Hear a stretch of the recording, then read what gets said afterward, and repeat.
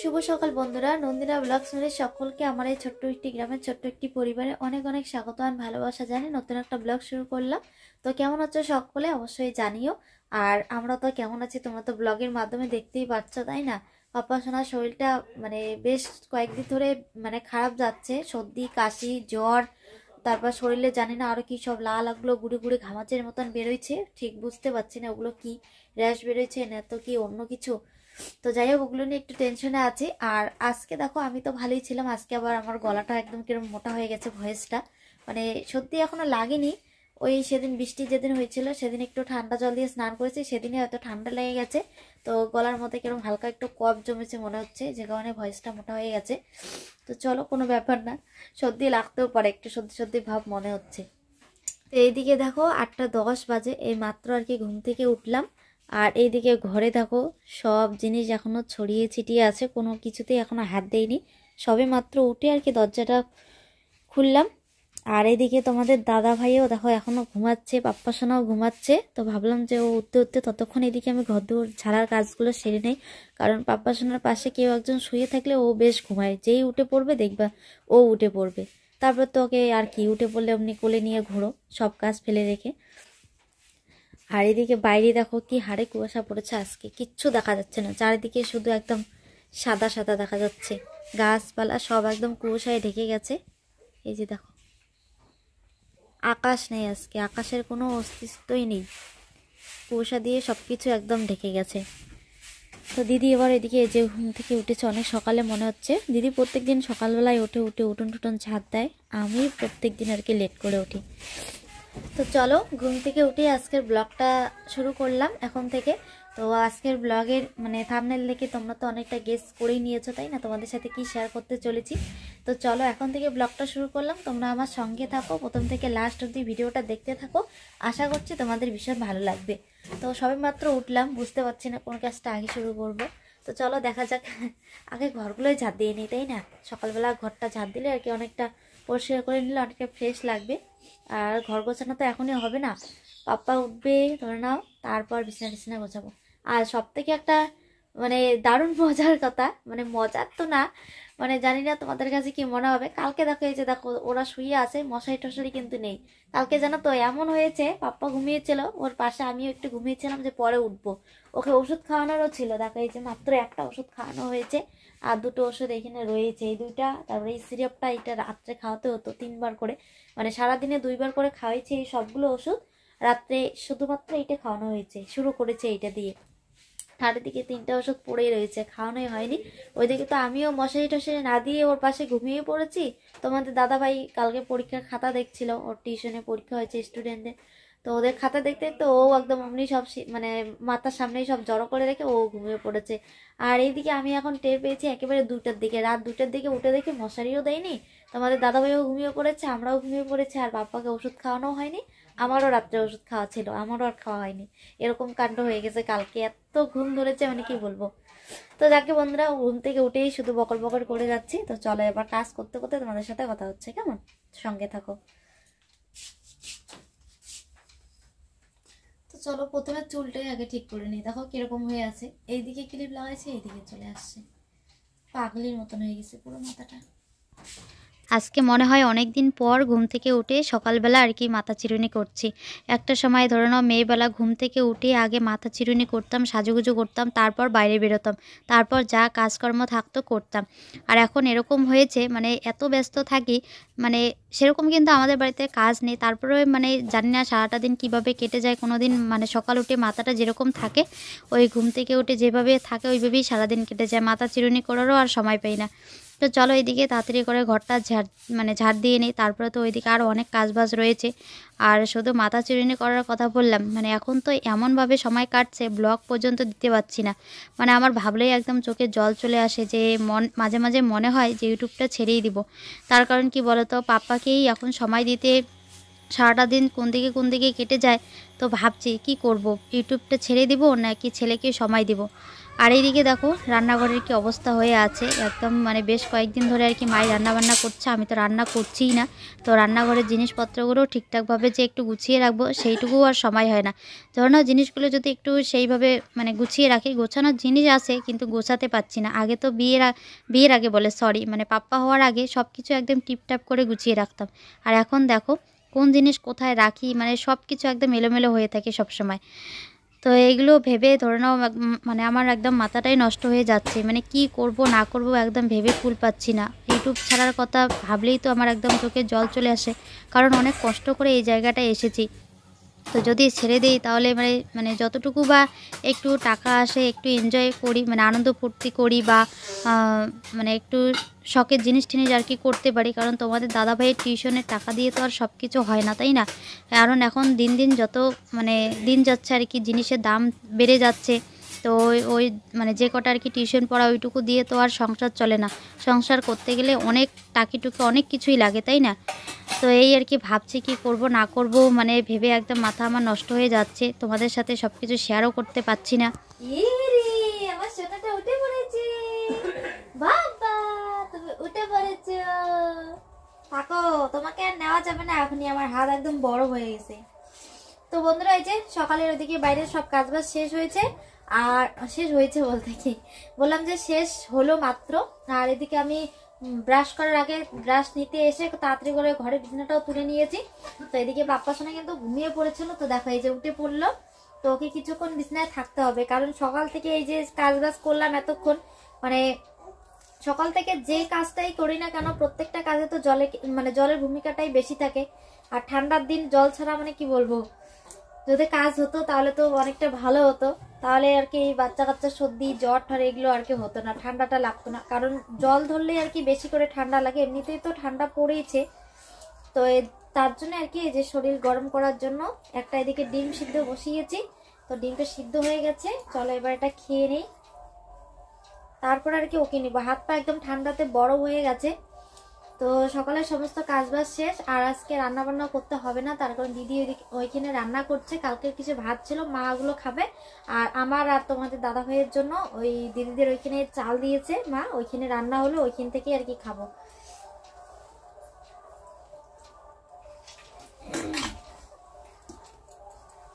আর এখন বাজে হচ্ছে 11টা 5, এতক্ষণে খাচ্ছি আমি ডিম সেদ্ধ, এতক্ষণ খাওয়ারই সময় পাইনি। ঘুম থেকে তো উঠলাম বুঝে 8টার দিকে, তারপরে ওই পাপ্পা সোনাকে খাওয়ালাম, ওইদিকে মুখ হাত ধুয়ে এসে তারপর ওকে ঘুম পাড়ালাম। ঘুম পাড়িয়ে এই যে এতক্ষণে আর কি, এ মা দেখো দেখো দেখো দেখো দেখো কাণ্ড দেখো, পাপ্পা কাণ্ড দেখো, এই দেখো তোয়ালের ইয়েটা ওইদিকে একদম মুখে দিয়ে দিয়েছে। হ্যাঁ টুক দিছে, টুক টুক টুক দিছে সোনাটা, টুক দিয়ে দিচ্ছ, টুক দিয়ে দিচ্ছ, টুক দিয়ে দিচ্ছ বাবা, টুক দিয়ে দিচ্ছ। তুমি খাওয়া ডিম।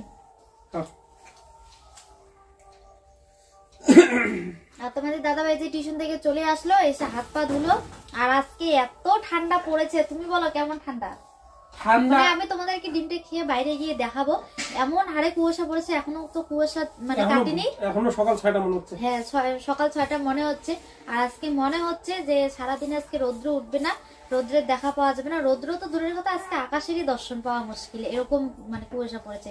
মানে এই যে এতদিন যে ঠান্ডাটা গেল, আজকে মনে হচ্ছে যে এমন ঠান্ডা পড়েছে, মনে হচ্ছে যে না যাই হোক, আজকে ঠান্ডা দেখে মনে হচ্ছে ঠান্ডা পড়েছে।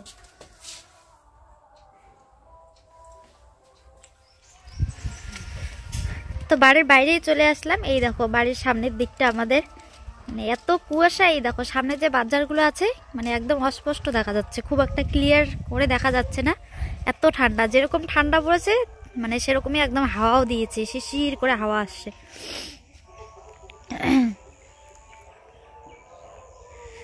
তো আমার তো দেখে মনে হচ্ছে আজকে আর রৌদ্র উঠবে না। তোমরা কমেন্ট করে জানিও এরকম ওয়েদার দেখে কি মনে হচ্ছে তোমাদের, রৌদ্র উঠবে বলে মনে হয় আজকে? দেখো সূর্যি মামার কোনো দেখা নেই, কোথায় যে হারিয়ে গেছে কুয়াশার ভিতরে, খুঁজে পাওয়া মুশকিল আজকে। আর এই যে আমাদের বাড়ির সামনে যে ক্ষেতগুলো দেখতে পাচ্ছ, এগুলোতে আলু গাড়া হয়েছে। তো এবার চলো খাওয়া দাওয়াটা করে নেই, তোমাদের দাদা ভাইও চলে এসেছে। 11টা বেজে গেল, আজকে 11টা বেজে গেল মানে কি পার হয়ে গেছে 11টা। তো মা কালকে ভাত ছিল, মা খাওয়া দাওয়া এদিকে শেষ করলো। আর আমাকে এমন ঠান্ডা লেগেছে, আমাকে মানে কি বলবো, আর হাত পা তো পুরো বড় হয়ে গেছে, তো যে কারণে তাড়াতাড়ি করে এদিকে জ্যাকেট পরে নিয়েছি। খাবা এখন? হ্যাঁ, আসলে তো ওদিকে বোতলটা নিয়ে আসতাম, আমি ভাতটা বাড়ি। তো চলো দেখি দিদি কি কি রান্না করলো, সবজি টবজি সব আর কি দিয়েছে, রান্না করে এখানে রেখে দিয়েছে।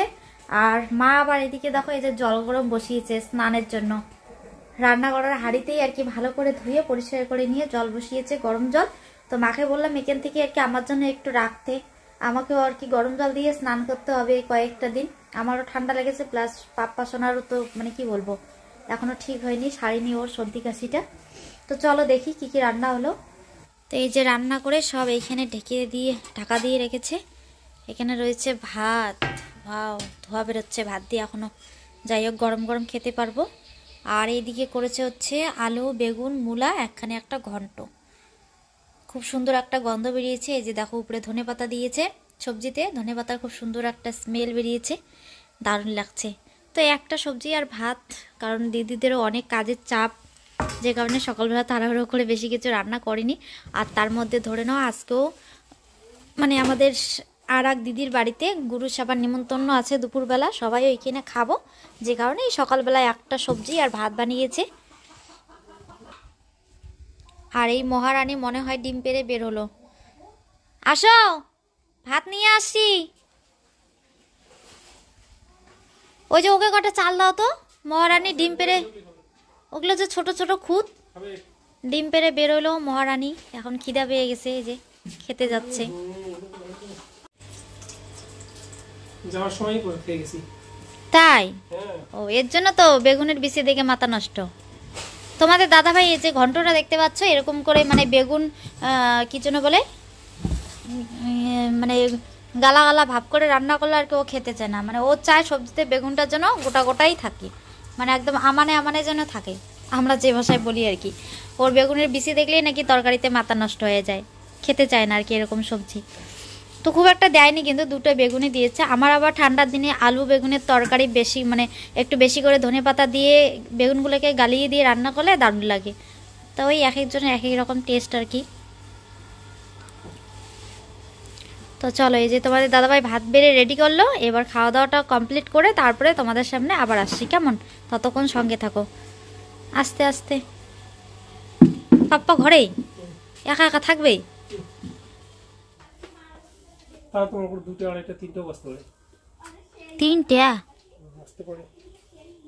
তিনটে তার মানে দিছো টাইম, তার মানে ধরে নাও 4টে। না না, ওদের মিটিং এর কথা একটাই, বলে একটা থেকে একটা 2টা 2:30 বাজতে পারে, আস্তে আস্তে 3টে হয়ে যাবে। সে 4টে হোক 5টা হোক কোনো টেনশন নেই, কিন্তু এই আমি একা হাতে পাপ্পাকে নিয়ে কেমন করে কি করব।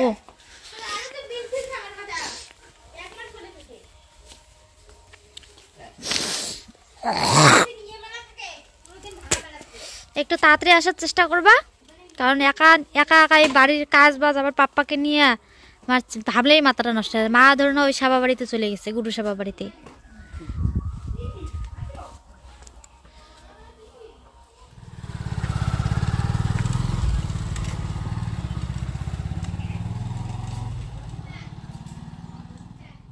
কি যে না কি শুরু করছো তুমি, দেখো তাহলে কেমন, কোলেও থাকো না শুয়েও থাকো না, এই দেখো বন্ধুরা কি শুরু করছে।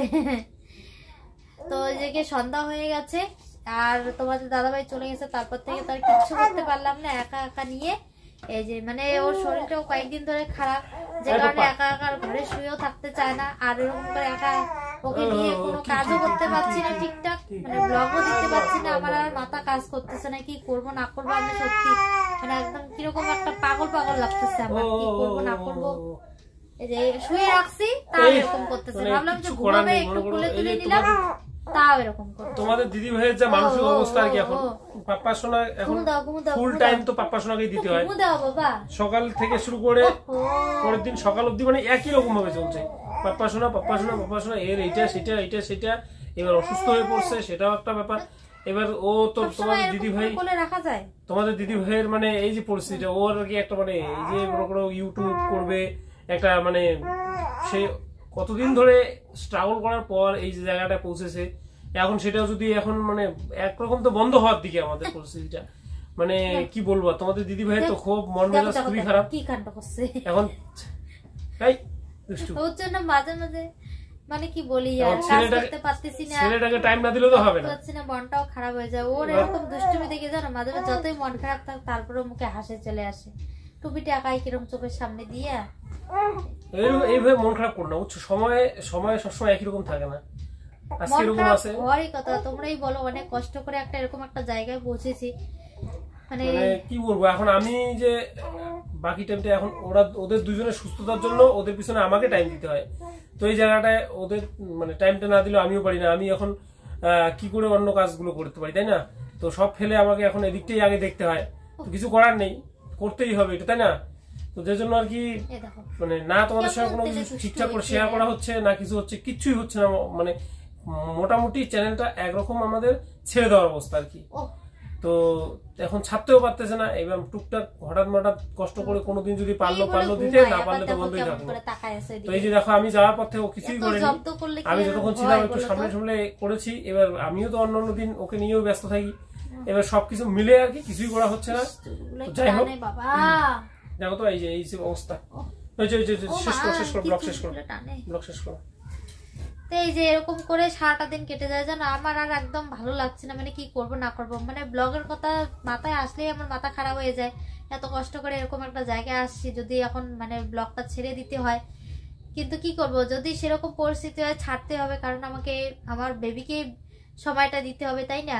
ব্লগ তো ধরো পরে আবার করতে পাবো, হয়তো এরকম করে আর আগে পরে আর করতে পারবো না, এটাই একটা। তো আর কি ওই অনেক কষ্ট করে আর কি এরকম একটা জায়গায় আসছি, মানে কিরকম যেন লাগে কাজগুলো ঠিকঠাক করতে না পারলে। আর এটা এরকম একটা জায়গা, এখানে ধরো না যে হুটহাট মানে ফট করে কাজগুলো করলাম আর দিয়ে দিলাম, এরকম করে হয় না, এখানেও একটা সময়ের ব্যাপার, মানে একটু সেরকম ভাবে সময় দিতে হয়, তবে আর কি কাজগুলো ভালো হয়। তো এই ওরকম সময় হচ্ছে না, আর এদিকে ব্লগ দেওয়া হচ্ছে না, তোমরাও হয়তো মানে বোর হয়ে যাচ্ছ, ব্লগ পাচ্ছ না ঠিকঠাক, একদিন দিচ্ছি তো 2 দিন নেই। তো এই যে মানে বাচ্চা থাকলে এরকমই হয়, তবুও বা একটু সম্ভব হতো, সেটা হচ্ছে তোমাদের দাদাভাই বাড়িতে থাকে না, ও টিউশন পড়াতে যায়, যে কারণে আর কি আমাদের সবকিছু এরকম মানে একদম এলোমেলো হয়ে যাচ্ছে। আমি তো ওকে নিয়ে ব্যস্ত থাকি, প্লাস এদিকে টুকটাক সংসারের কাজ থাকে, ওরই পিছনে সারাদিন লেগে থাকতে হয়। ঘুম থেকে উঠে ওকে মাম খাওয়াও, ওকে একটু তেল দিয়ে দাও, তারপর ওর ড্রেস ধোও, তো সারাদিন এরকম প্রচুর কাজ থাকে। তারপর তো বাচ্চাদের বুঝতে পারছে আরো অনেক কাজ থাকে, স্নান খাওয়া। হ্যাঁ, তো যাই হোক এগুলো নিয়ে আর কি বেশ কয়েকদিন ধরে মনটা মানে খুব খারাপ যাচ্ছে আর কি। ভাবছি যদি ইউটিউবটা বন্ধ হয়ে যায়, মানে করতে না পারি, তাহলে মানে কি হবে, মানে কিরকম যেন একটা লাগে। তো যাই হোক চলো, ব্লগটাও বড় হয়ে যাচ্ছে, মানে তোমাদের সাথে আর কি শেয়ার করলাম, ব্লগগুলো দিতে পারছি না কি কারণে। তো চলো দেখা হচ্ছে পরবর্তী ভিডিওতে, দেখা যাক এইভাবে আর কি যদি দিতে পারি, মানে এইভাবে আর কি চলবে যতদিন ও ছোট থাকে, মানে যতদিন বড় না হচ্ছে ততদিন। আর যদি দেখি যদি সেরকম ভাবে করতে পারি, মানে এত কাজের মধ্যে থেকেও, তো এইভাবে আর কি দিতে হবে ব্লগগুলো। তো চলো আজকের জন্য এই পর্যন্তই, ফিরে আসছে আরেকটি মানে নতুন ভিডিওর সাথে। ততক্ষণ সুস্থ থেকো, সাবধানে থেকো, আর পরিবারের সকলকে নিয়ে হাসি খুশি থেকো। আর আজকে ভিডিওটা যদি একটু ভালো লেগে থাকে তাহলে অবশ্যই একটা লাইক করো, বন্ধুদের সাথে বেশি বেশি করে শেয়ার করো। আর প্রথম থেকে তোমরা যেভাবে আমাদেরকে ভালোবাসা দিয়েছো, এইভাবে আমাদের পাশে থেকো। কি করবে বলো, মানে বাচ্চা থাকলে একটু এরকম করে কষ্ট করে সবকিছু মানিয়ে নিয়ে চলতে হবে, তাই না? তো চলো আজকে টাটা করছি, টাটা।